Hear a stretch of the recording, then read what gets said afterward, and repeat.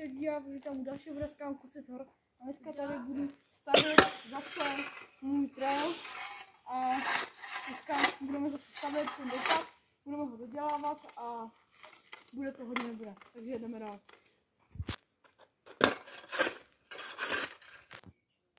Teďka dělám ten dopad.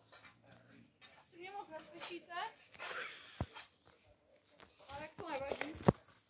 A já možná přidají Peťa, že to tady pořádně děláme. A už bychom udělali i start z té tratě. Uvidíme, jak to půjde. Kdybychom to byli 3, tak by to bylo super.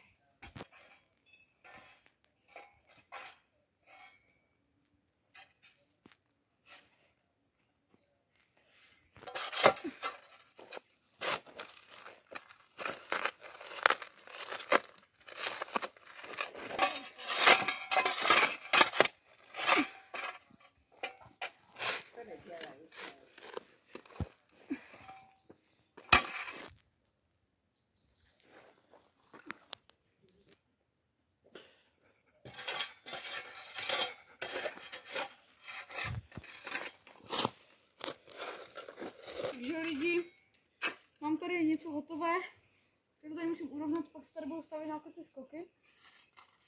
Když jste vidět nějaké záběry odsud a pořád makám. A já si to docela blbě, že tady je takovéhle kameny betonu a není to moc dobré. Takže, ale já to zvládnu. Takže jdeme stavit. A tady mám bratru.